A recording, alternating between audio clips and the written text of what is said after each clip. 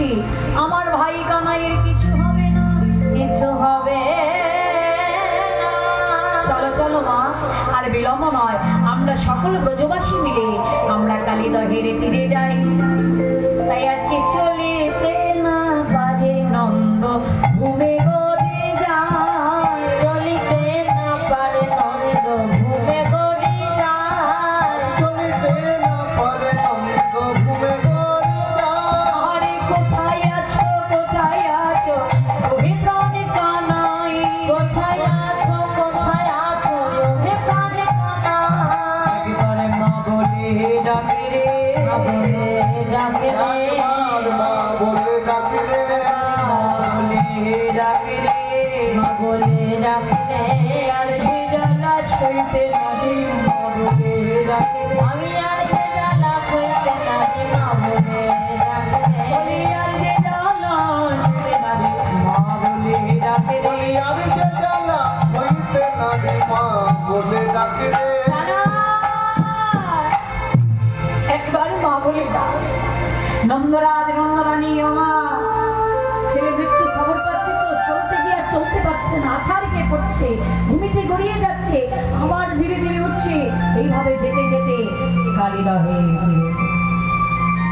মা নন্দরানী তিনি দেখছেন ভাবের বেশে বিবর হয়ে ষোড়শ যোজন নিচে কালীনাগের পুরী। সেই কালীনাগের পুরীতে কালীনাগ বাস করছে। সেই পুরীটা কেমনই যেন, ও বাবা, এই কালীনাগের পুরীটা কেমন, আর কেনই বা এই কালীনাগ এই কালীদহের জলে এলেন? বলি বল বাবা, এই কালীনাগ হচ্ছে চন্দ্রধর রাজা, কেউ বলে কুশীধর রাজা, মতান্তরে শাস্ত্রমতে অনেকে অনেকভাবেই রাজার নামটা করেন। তা যাই হোক, আমরা জানি চন্দ্রধর রাজা। এই চন্দ্রধর রাজা একদিন বনভ্রমণে শিকারে যাচ্ছেন। শিকার করতে যখন রথে করে চলে যাচ্ছে, এত দুর্গন্ধ কিসের গো?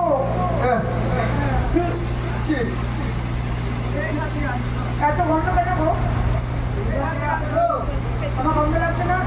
এই মাকে গন্ধ লাগছে। আরে মা, মা নাকে কাপড় দিয়েছে। ও মা, এখানে গন্ধ হচ্ছে নাকি? সেদিন গন্ধ উঠেছিল, এখানে কোথায় গন্ধ? এখানে গন্ধ নেই, ওদিন উঠেছিল বনের মনে। মা, বনের মধ্যে যেই না প্রবেশ করেছে, দেখছে বনের মধ্যে দুর্গন্ধ।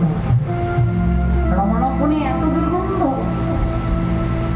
দেখছে, কোথাও তো কিছু দেখতে পাচ্ছি না, কিছু তো পচেও পড়েনি। বেয়ারা, দাঁড়াও দাঁড়াও, দেখে এসো তো এই বনের মধ্যে কেউ কিছু করেছে নাকি? গিয়ে দেখছে বাবা, অগস্ত্যমুনি গলিত পচিত কুষ্ঠ রোগীগ্রস্ত হয়ে ধ্যানে বসে আছেন। রাজন, একজন কুষ্ঠ ব্যাধিগ্রস্ত মুনি পড়ে রয়েছে, তারই অঙ্গ থেকে এই পচা দুর্গন্ধ হচ্ছে। যাও, ওই মুনিটাকে এই বন থেকে দূরে ছুঁড়ে ফেলেছে। মুনিটাকে গিয়ে যেই না দূরে ছুঁড়ে ফেলে দিয়েছে, মুনি অভিশাপ দিলেন, আরে আরে দুষ্ট রাজন, আমাকে তুমি এমন ভাবে বন থেকে ছুঁড়ে ঘৃণা করে ফেলে দিলে, রাত্রে পোহাতে না পোহাতে ওই কুষ্ঠের জ্বালা যন্ত্রণায় তুমি জ্বলে পুড়ে ছাই হয়ে যাও। শিকার করে ফিরতে না ফিরতে রাজার অঙ্গে জ্বর এসে গেল, অসহ্য অঙ্গ যন্ত্রণা, জ্বালায় ছটপট ছটপট করতে করতে সর্বঙ্গে কুষ্ঠের জ্বালা, আর সহ্য হচ্ছে না। কত ডাক্তার কবিরাজ এসছে মা, একে একে চিকিৎসা হচ্ছে, কোনো ওষুধে কিছু কাজ হচ্ছে না। যতই ওষুধ খাচ্ছে দিনে দিনে খসে খসে মাংস পিণ্ড করছে, দুর্গন্ধে কেউ কাছে যেতে পারছে না। একদিন হঠাৎ নারদ মুনি এসেছে। নারায়ণ নারায়ণ নারায়ণ। কি হয়েছে রাজন? এমন কুষ্ঠের জ্বালা যন্ত্রণা তো তোমাকে ভোগ করতে হবে। আচ্ছা, এই জ্বালা যন্ত্রণা আমি কেমন করে দূরীভূত করবো? বলে শোনো, ওই রমনা বনি একটা মানস সরোবর আছে, সেই মানস সরোবরে একটা রাজহংস আছে। সেই রাজহংসটার মাংস যদি তুমি সেবা করতে পারো, তোমার এই কুষ্ঠ জ্বালা যন্ত্রণা দূরভূত হয়ে যাবে। বললো বেশ, প্রহরীগণ এখনই গিয়ে ওই মানস সরোবরে রাজহংসটাকে তুমি ধরে নিয়েছো, আমি মাংস সেবা। রাজনের কথা শ্রবণ করে প্রহরীগণ গিয়ে ওই মানস সরোবরে দেখছে বাবা একটা রাজহংস চড়ে বেড়াচ্ছে। সেই রাজহংসটাকে ধরে নিই রাজনের হাতে দিয়ে দিল। এবার রাজা দেই না ওই মাংসটাকে সেবা করতে যাবে, ওই রাজহংস চিৎকার করে বললে, রাজ দাঁড়াও দাঁড়াও, তুমি আমার মাংসকে সেবা করলে, আমি জানি আমার মাংস সেবা করলে হয়তো তোমার ওই কুষ্ঠ ব্যাধি ভালো হয়ে যাবে, কিন্তু পুনরায় তুমি আবার ওই কুষ্ঠের জ্বালায় যন্ত্রণা করবে।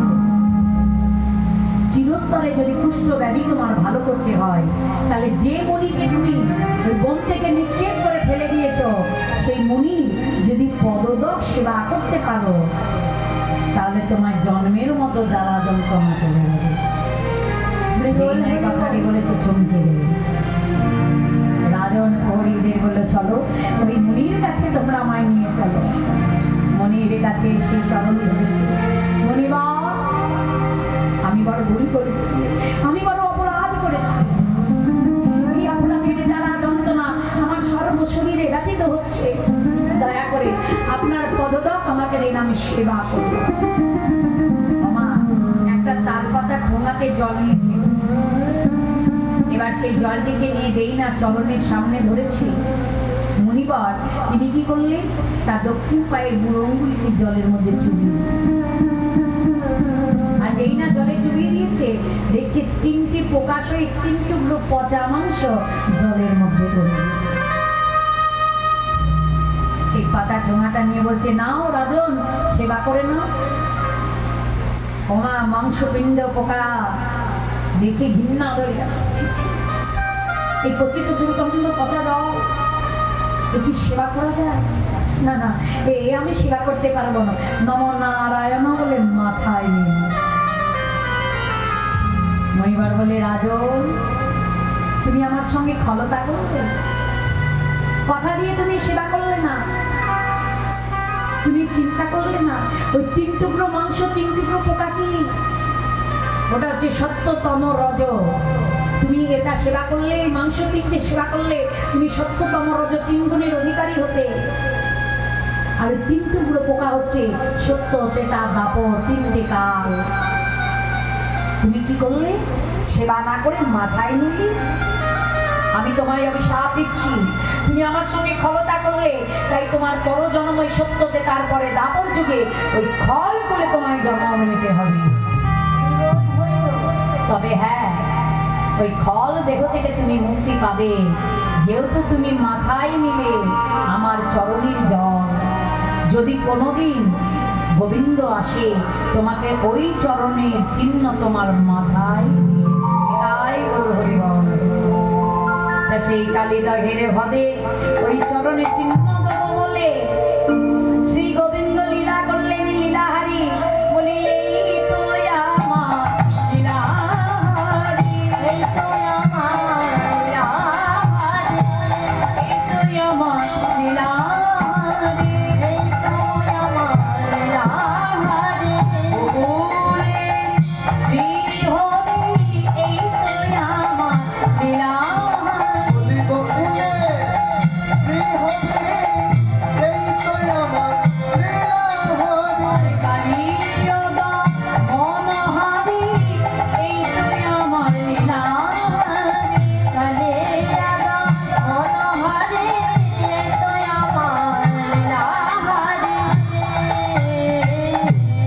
কালীনাগের পুরীতে কালীয় নাগকে দমন করার জন্য ধীরে ধীরে কালীনাগের পুরী প্রবেশ করছে।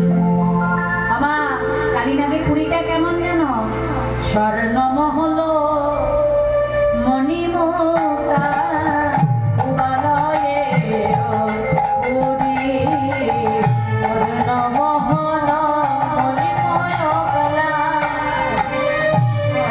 কালে পুরী উবার আলোইকে জয় করেছে, কুবের আলোইকে জয় করেছে, কুবের আলোইকে জয় করেছে, কুবের আলোইকে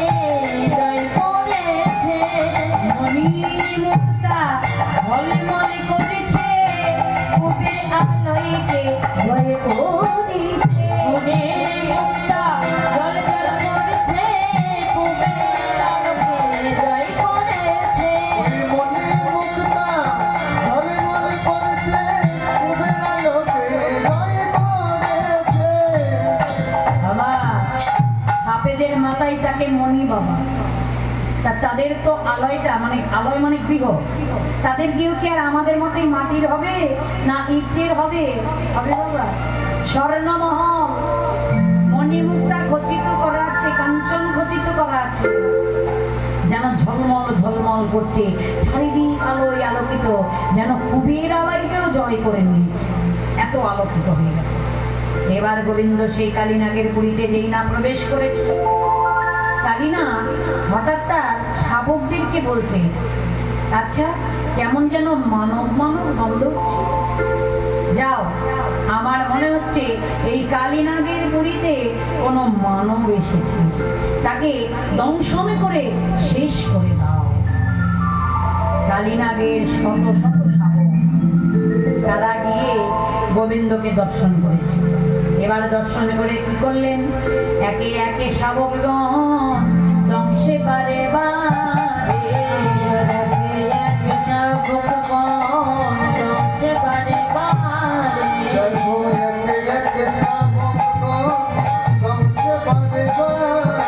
আর বিষের জ্বালা ছটফট করে ধীরে ধীরে মরে, আর বিষের জ্বালা ছটফট করে ধীরে ধীরে মরে। আর ভনয় বিদ্যাপতি সুনগর নারী, ভনয় বিদ্যাপতি সুনগর নারী, আর ভনয় বিদ্যাপতি সুনগর নারী, আর ভনয় বিদ্যাপতি সুনগর নারী। আর বিষ জ্বালা সইছে দেখো বিষপত হরি, আর বিষ জ্বালা সইছে দেখো বিষপত হরি। বিষের জ্বালা সহে না, বিষের জ্বালা সহে না, আর বিশ্বপতি বিষের জ্বালা সহে না।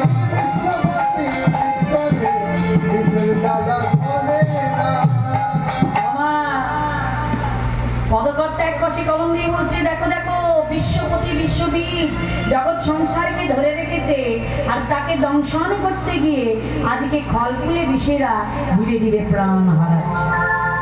ছোট ছোট শাবকদেরকে যেই না গোবিন্দ অঙ্গ পর্ষণ করে ছবল দিচ্ছে, ছবল দেওয়ার সাথে সাথে তারা মারা যাচ্ছে। কালীনাগ মনে মনে ভাবছে, আমরা যে শাবকদেরকে পাঠালাম ওই এখনো তো তারা ফিরে এলো না। অবশেষে কালীনাগ ধীরে ধীরে যেই না গিয়েছে, দেখছে গোবিন্দ দাঁড়াইয়ে আছে, দাঁড়াইয়ে আছে। কালীনাগ তো নিজে মনে মনে বুঝতে পারছে বাবা যে আমার সেই দিনের উদয় হলো, আমার সেই দিনের উদয় হলো, কিন্তু আমার তো খলকুলে জন্ম, আমাকে তো গোবিন্দ অমৃত দেয়নি, বিষ দিয়েছে, বিষ তো দিতেই হবে। তাই এবার গোবিন্দ কি করলেন, কালীনাগকে বলে, কালীনাগ আমি তোমায় শেষ করে দেব। তুমি বৃন্দাবনের ভক্তদের প্রাণ নিয়েছো, সখাদের প্রাণ নিয়েছো, স্থাবর অস্থাবরের প্রাণ নিয়েছো। বৃন্দাবন মাধুর্যময় জায়গা, সেই জায়গাকে তুমি বিষের জ্বালায় জ্বলিয়ে জ্বলে শেষ করে দিয়েছো। আমি তোমায় ছাড়বো না। এবার যেই না ছাড়বো না বলেছে, এবার কালীনাগ ধীরে ধীরে বিষকে ছুড়ে দিচ্ছে। যত বিষ ছুড়ে দিচ্ছে গোবিন্দের অঙ্গে কিছুই হচ্ছে না। এবার গোবিন্দ কি করলেন, বিশ্বম্ভর বিশ্ববীজে বিষে কি বা করে, বিশ্বম্ভর বিশ্ববীজে বিষে কি বা করে। আর জীর্ণকায় শীর্ণমতি বিশ্বম্ভর ঘরে,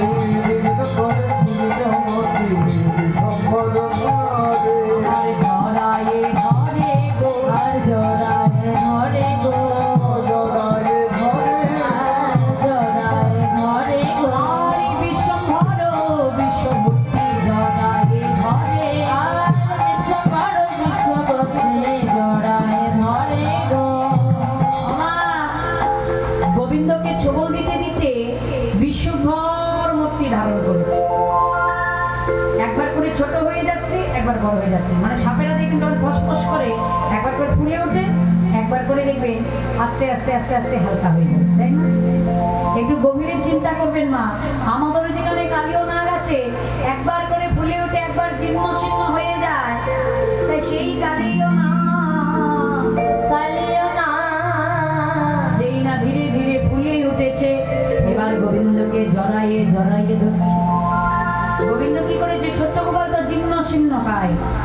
ছোট্ট মোট্টি হয়ে গেছে। এবার কালীনাগ ভালো করে পাকে পাকে পাকে পাকে জড়াচ্ছে।